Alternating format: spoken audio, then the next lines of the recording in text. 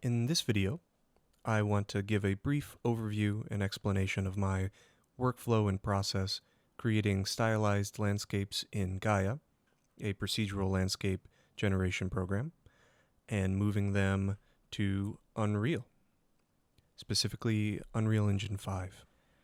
This isn't a complete tutorial, as today we are not going to get into the landscape material setup in Unreal Engine 5. There's quite a bit to cover there, so if you are interested, please let me know in the comments. Instead, I will put all of the project files and assets that you see today on Gumroad, so if you want to pick those up, please feel free to click the link in the description. Let's get started.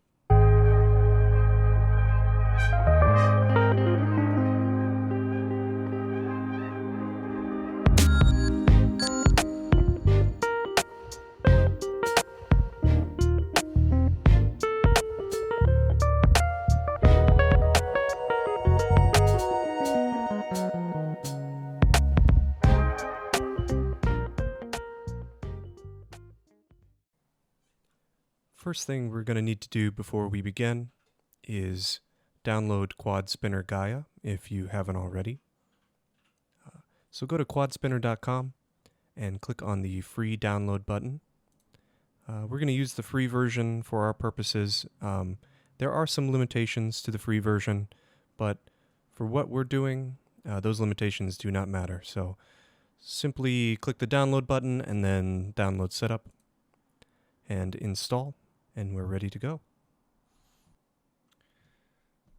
So when you open up Gaea, this is the screen that you're going to see. I'm going to hop over to the directory where I have several projects already made, and I'm going to open up Gaea Build 3 to show you as an example. So once Gaea is open, you'll see here one of the example landscapes that I've put together. Let's take a look here. At the bottom of the screen, you'll see that there are 4 different tabs. First one is for landscape shaping, and this is where I've set up all the shape nodes for the landscape to create the basic shape. Then you have the masking tab, which is where we create all the various masks for example, rivers, lakes, and the snow.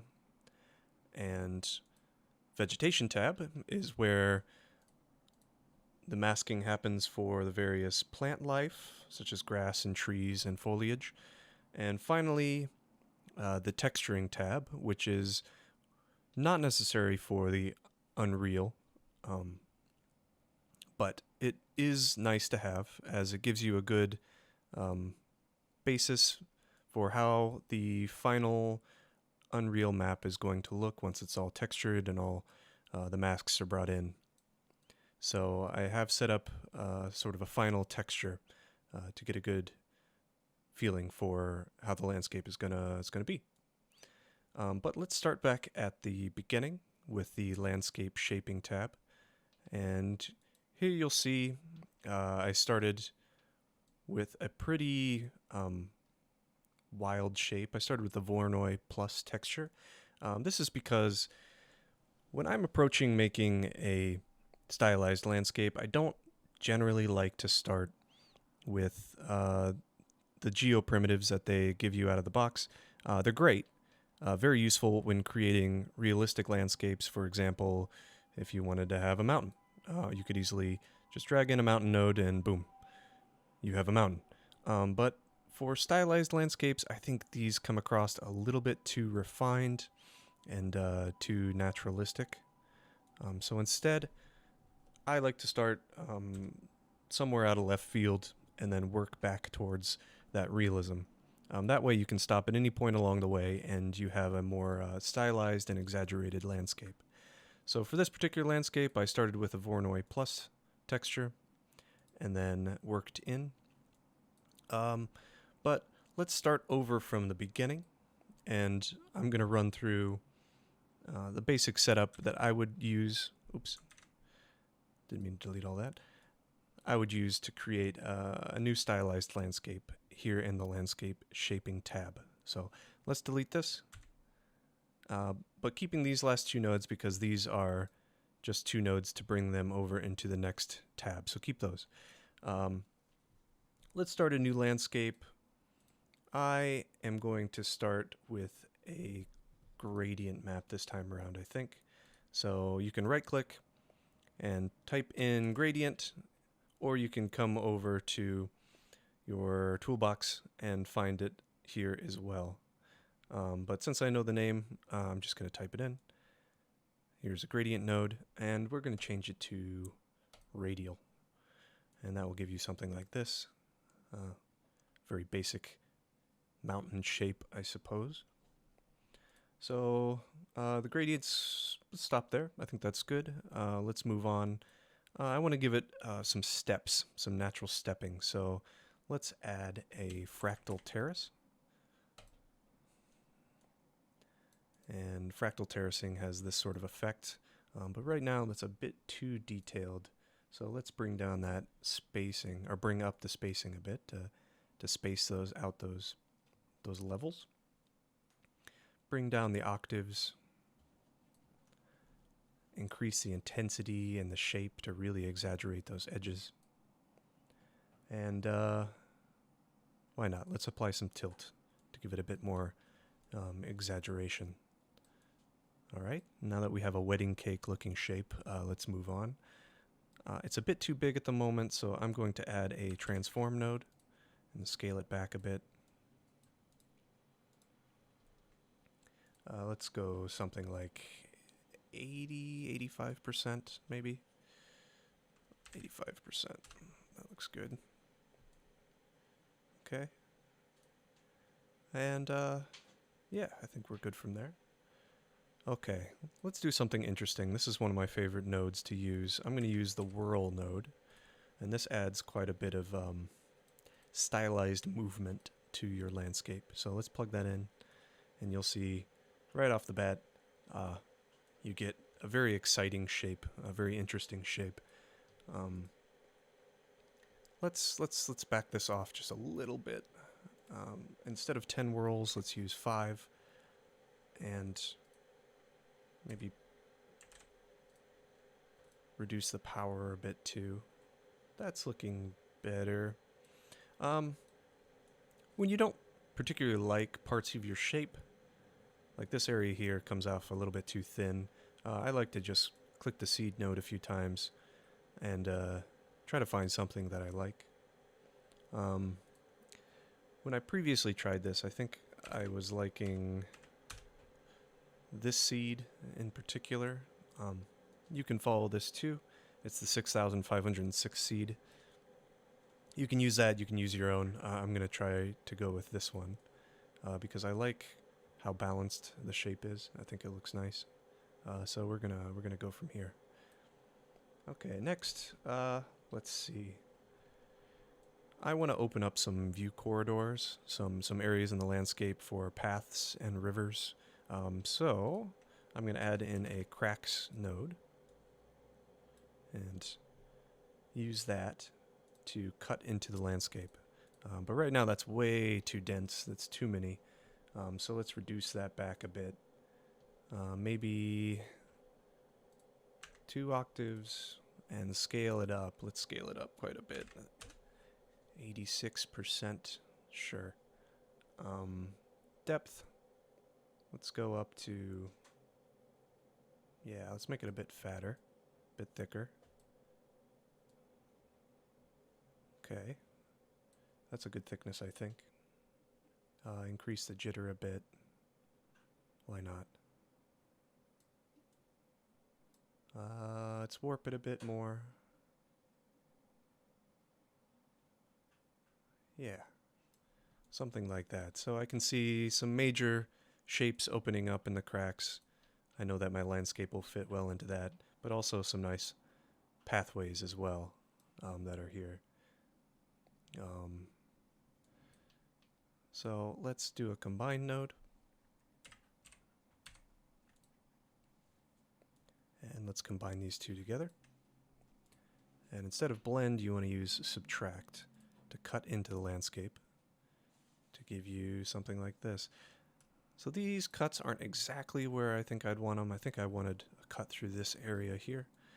So like before, I'm going to use some seeds and move it around a bit until I get a cut that I like. Alternatively, I think you could also use a mask node and actually draw exactly where you wanted your pathways to be. But I think that can look a little unnatural unless you spend a lot of time with it, really drawing things in. But if you want absolute control, then a mask node is the way to go. For me, I just put on some music or a video and I click the seed button until I get something that I like. It's kind of fun and soothing, so I'm gonna do that. And before, when I was testing this, I think I really liked the seed value 35582. So I'm just gonna type that in and get the seed that I liked previously. And that's looking pretty good. It's opening up some pathways in the landscape that I want. Not exactly what I was going for, though. Let me double check.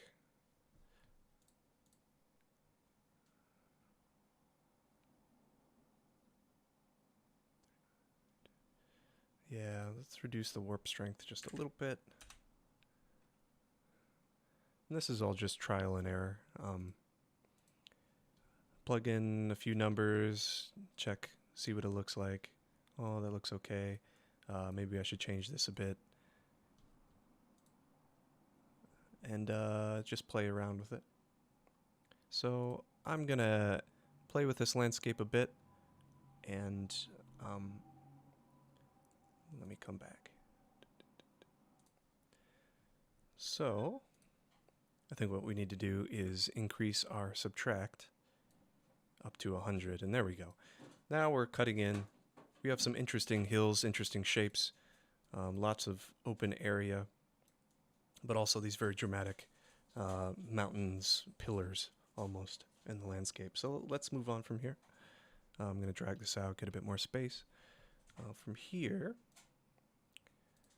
I think I want to add a bit of detail to the base of the landscape. So I'm going to do like I did previously and bring in a Voronoi texture. I like Voronoi textures for stylized landscapes because they have very dramatic edges and interesting intersecting lines. So let's use a Voronoi. Right now this is a little bit big, so I'm going to reduce the size of the Voronoi texture just a bit. Instead of 2 iterations, let's do 4. And that cuts it up a little bit more. We want noisy edges, making them a bit more naturalistic. Increase the strength a bit. Oops. Too much. There we go. And let's increase the density. All right. So right now, this is a bit tall.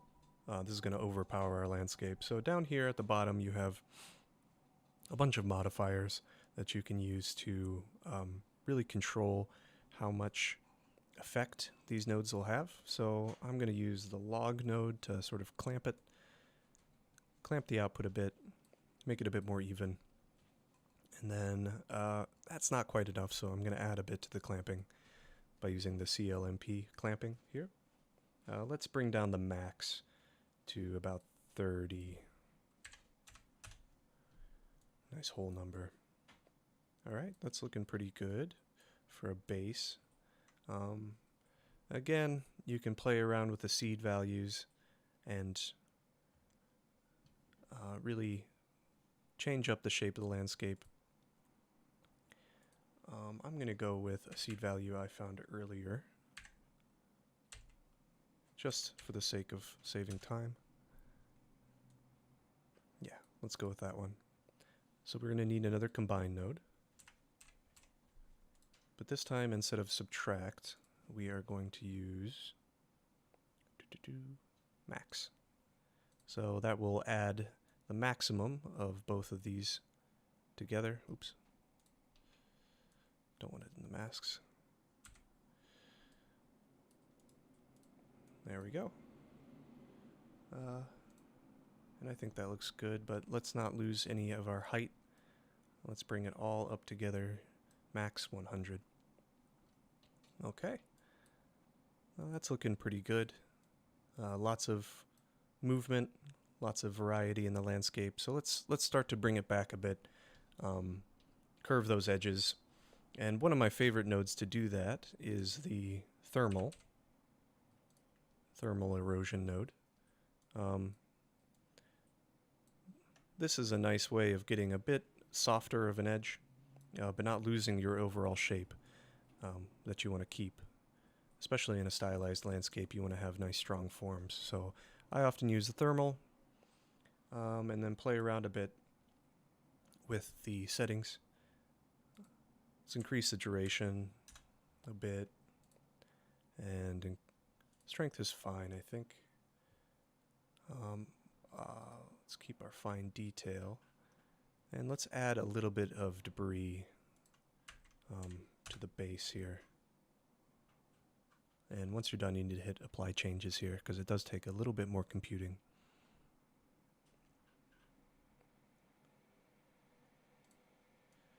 Okay, and you can kind of see what the thermal shaper did. It added a bit of roundness to these edges and a bit of debris to the base of these shapes, which adds a bit more of a natural aesthetic. But we're going to go a bit further. Let's go ahead and bring down these mountains just a little bit. I think they're a little bit too tall. So let's add a clamp node. And this is similar to the clamps that you have at the bottom here, but you have a little bit more control. Oh, I'm sorry, not a clamp node. You want to use a curve node. Even more control with a curve node. It does a similar thing to the clamp, but you have more control visually here with reducing the overall height at certain points. So I'm gonna bring the base all the way up, keep that height, but I want to reduce the topmost height of the mountains down a bit to around, yeah, that level or so, creating these sort of mesa shapes. I think that looks nice. All right. So our landscape is coming together, and at any point, if you want to check, if you have this file, and you want to check what this landscape is going to look like after it's all said and done, you can jump over to the texturing node, or the texturing tab, and let it all compute. By the way, if you're just doing rough landscape changes, I would definitely keep Gaea at the 1K or even smaller, the half K size, so computing isn't a painfully long process. And once it's done, you can kind of see, oh, okay, yeah, this is what it's going to look like. I think this is a nice beginning to a stylized landscape. But I want to make a few more changes. These shapes are still a bit rough, especially these sheer faces here. I want to add a little bit more detail, a bit more definition. So let's hop back over to landscape shaping.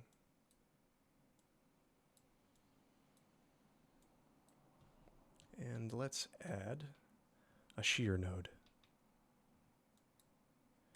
And this is a very strong node, so you need to use it with caution. But it's nice to add a bit of well-defined detail to the edges and to the vertical faces as well. So instead of 70%, let's use 20% and 63. And change up the direction. Let's go about 135. And again, the seed has quite a bit of effect on the overall shape of the landscape. It's very important. I don't like these quite strong of artifacts, so I will play around with the seed a bit until I get some cuts that look nice but don't injure the landscape too much.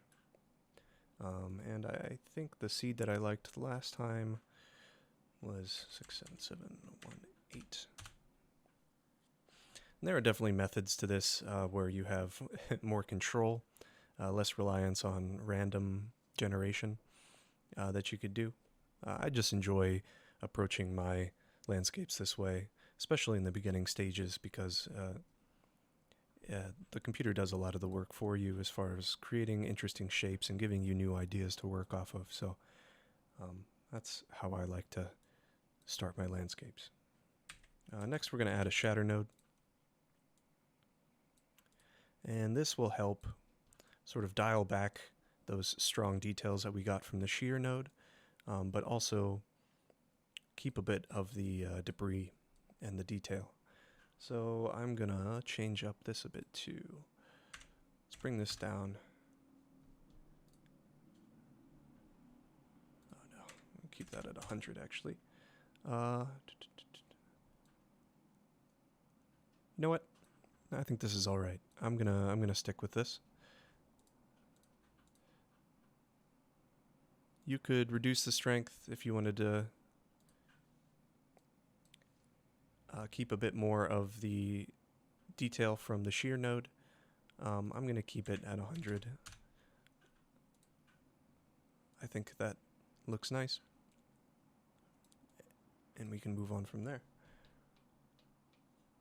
So another node that I use, especially near the end, the recurve node, is a way to help heal some of the edges that might be a bit too strong, especially if you bring it into Unreal with a lower resolution landscape. Sometimes these edges get a bit too jagged and sharp, and they don't look good. So you need to heal those edges before you import it into Unreal. And there's two ways to do that. There's the recurve node. There's several ways to do it actually, but these two ways I'll introduce. Or the heal node is also a way to do that.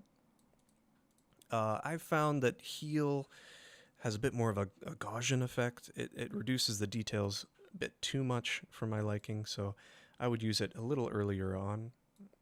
Since we've created more detail in our landscape that we want to maintain, I'm going to use the recurve node, but we're going to reduce the power a bit so it doesn't take away too much. Let's bring up the scale a bit.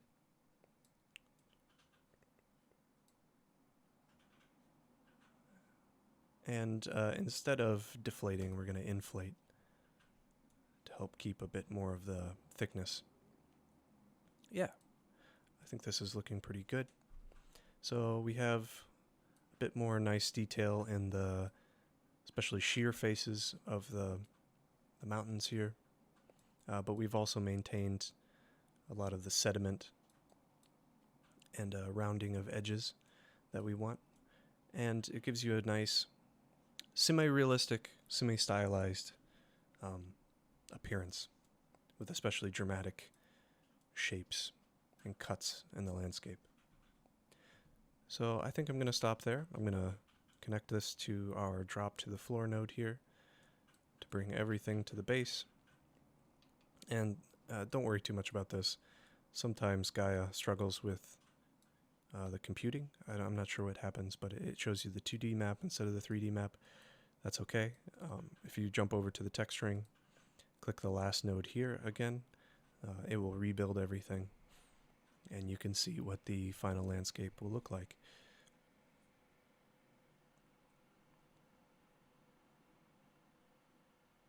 Okay.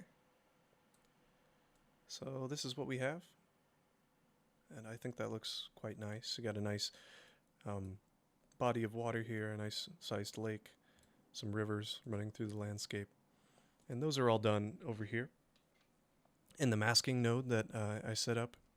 So it comes from landscape shaping into the masking with large rivers and small rivers, snowfall, and so on and so forth.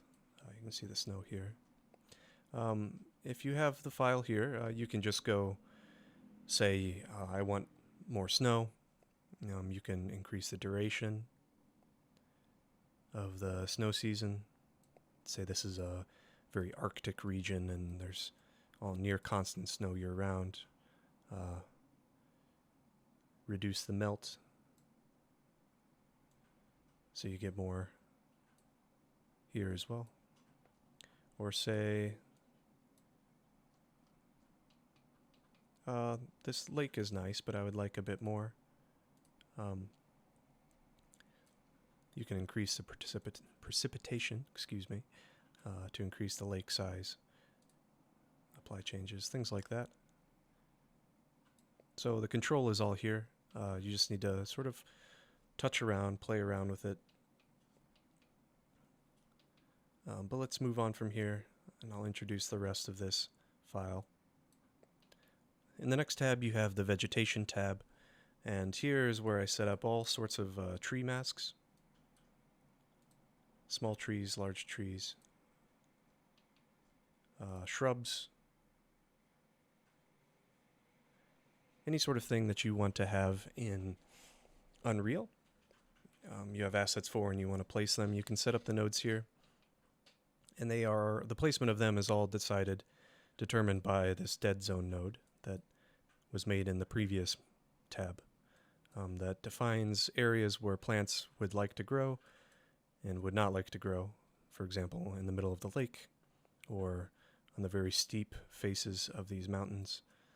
Not a particularly hospitable place for plants, so this mask determines where those plants will be resting. But let's move on. So once you have a landscape that you're happy with, we are ready to export to Unreal. So to begin our exporting process, come over here to the Build tab and click on it, open it up. You will see that there are quite a few exports already set up here. They are numbered in such a way that once we get them into Unreal, they'll be easy to find and easy to place into the file. But you can see we have our height map, of course, and all these other masks here, this first part, we are going to be using for the landscape material. So these are our landscape material masks. Scroll down a little further, you'll see our vegetation masks, and we are using these to place assets around the map using Grassmasks within Unreal, and I will show you how we do that in a bit. By the way, if there is any additional mask that you've created and you want to export, that you want to use in Unreal Engine, all you need to do is select your node that you want to export and right click. Here you can see mark for export. You can click that or hit F3 on your keyboard and that will send that node to here. You need to set up the file type, but other than that, that's all you need to do. So we have all our masks ready. Let's export. We're going to be using a normal build. Our resolution is 1009, and that might seem like a strange number at first, but if you scroll down to the bottom here, you'll see that the Unreal native resolutions that Unreal likes to use is anywhere between 127 to 8129. 1009 is the largest resolution that we can use in the Gaea free version, and honestly, I think it's fine. For our purposes, 1009 is plenty. We're going to be using materials and textures to make up any of that lost detail. If you really wanted to keep the really fine detail in the strata for the masks or the height map, you could purchase the professional version or a more expensive version of Gaea, of course. But I think for our purposes, 1009 should be fine. Next, we have our color space. We're going to be using sRGB. Our range is going to be normalized. And, most importantly, choosing our build destination. So this is a new build. I'm going to put it in the Gaea Build 4 folder for me. You can make any folder you want, just make sure that you can find it later on when we are going to bring all of your build masks and various textures into Unreal. So click on whichever folder, select folder, and start build, and let your computer do the rest of the work for you.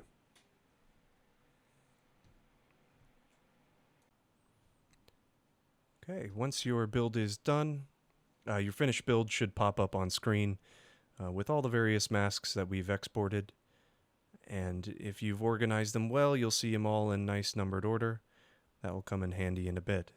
So let's go back to our Gaea Unreal stylized folder, hop down to our Unreal scene, and open up our Unreal project. So it may take a while if this is your first time opening up this Unreal project to compile shaders. But for me, it should be pretty fast because it's not the first time I've opened this file. And we're in a mountain. Let's get out of that. So when you first open it up, you'll see probably a previous setup landscape. This will all change pretty quickly, and I will show you how. So first thing, let's bring on our new landscape. Go over here to the selection mode. Click on that, and let's go into landscape mode to begin. So here in landscape mode, we are ready to bring in all of those masks that you exported from Gaea. So first things first, let's bring on our new height map file. So click the check mark on the height map file, and let's open up our file location. So here's our height map. Open that up. And let's scroll down to the bottom and hit import. All right. So our new height map immediately comes in. And if it's a bit hard to see right now, this is because I do have a post-process volume set up. So let's actually just turn that off for the time being. I did set up in this file quite a few post-process effects for the stylized look. But we'll turn that off for a minute and we can turn it back on later. So let's go to our landscape again. We have our height map file in. Let's go to our base rock file layer. So clicking on paint, then right click on our base rock layer and hit fill layer. And this is going to fill in the entire landscape with our initial base layer. That lets us build off of one layer and reduces the amount of errors from overlapping textures. Okay, so now that we have a clean slate, we are ready to import the masks that we exported earlier from Gaea. And our landscape will quickly come together. So let's go ahead and do that. Hop back over to Manage and Import. And I am going to check all of these and activate all of our material layers here. And let's go one by one. This is why I numbered them earlier in our Gaea file, because this will make this part of the process much, much easier to bring them all in one by one. All right. Now that we have them all in, we are ready to import. I'm going to go one by one here, just in case, to be safe. So starting with O2 ground A, I'm going to go down to the bottom and select import. And that will bring in our dirt layer. Looking good. So I'm going to uncheck that, move down to ground B, and import.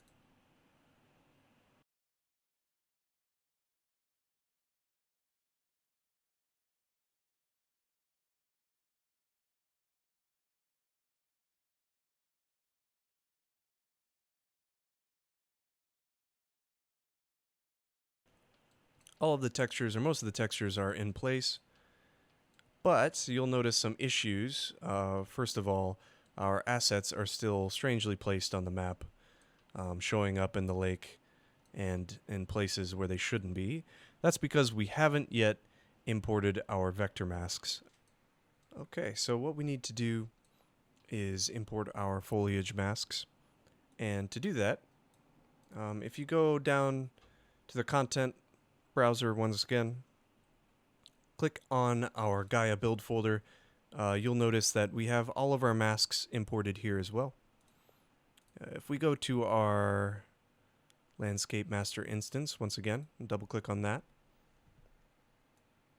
you'll see all of our materials here, but if you scroll down past all of those, we have our foliage masks here. And these are the foliage masks from the previous build. We need to replace these with the ones we just exported. So let's do that now.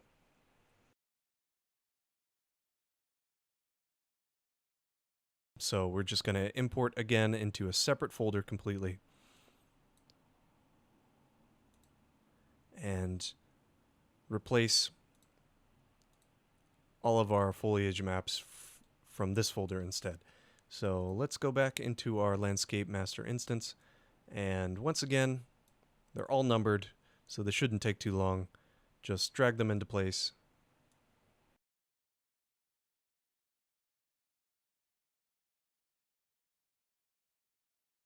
Okay. Once those are all in place, hit save, and just like that, it looks like all of our assets have been placed properly in the scene. No more underwater trees. Everything seems to be in order. It's that easy. There are a couple more things that I want to bring in. First of which is our landscape normal. So jumping back over to our landscape instance, let's go down to our landscape normal map. It's just a bit further down underneath the global adjustments tab. We want to replace that with our new one. And that handles a bit of the fine detail in the distance. You'll notice a bit more detail on the cliff edges here especially. So I add that in just for a bit more detail. Other than that, one more thing that I always make sure to check, especially after replacing all the materials, is that our RVT color and our RVT height are reading properly from our landscape. So I just go to each of them and I will click set bounds once again. And if you have this box properly around your landscape, you should be good to go. And it should show up here with all the proper colors. I think we're good there. One more thing. We do have a vector mask that we haven't imported yet that handles our coloration. This should be coloring our grass layer, but right now it's coloring our base rock layer, and that's because we have not properly imported it. So let's head back over to our landscape layer, to our manage once again, and import, and scroll all the way back down to the bottom to our GM masks, grass masks, and these last two are important. I set up a grass A color and a grass B color with these red and yellow colors that you can see. So let's import those, 19 and 20. And these are a bit lighter weight, so you can go ahead and import them both. Oh, we need to bring back in our height map file. Sometimes Unreal forgets that you had a height map file. Just bring it back in so it automatically recognizes the import resolution again, and uncheck it, go all the way back down, and let's import them. Okay, and just like that, you can see that the coloration in the grass is fixed. Let's hop back into selection mode to get a better view.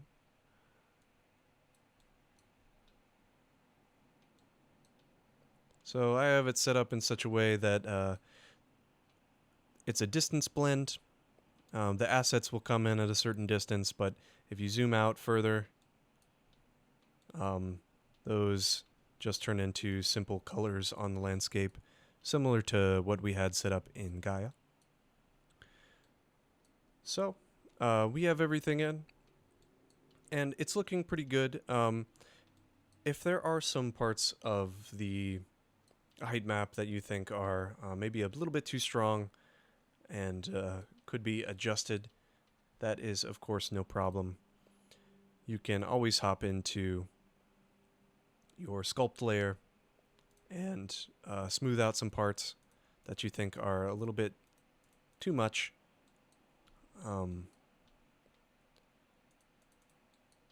Do some adjustments, add some extra erosion, or whatever you feel is appropriate, and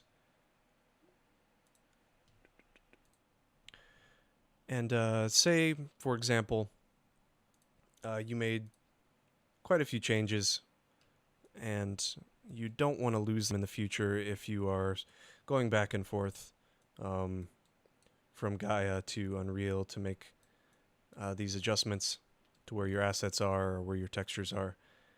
But you made all these changes, and re-importing the height map file will completely reset all of the sculpting that you did. Don't worry, there is a way that you can quickly save your progress. I go to the export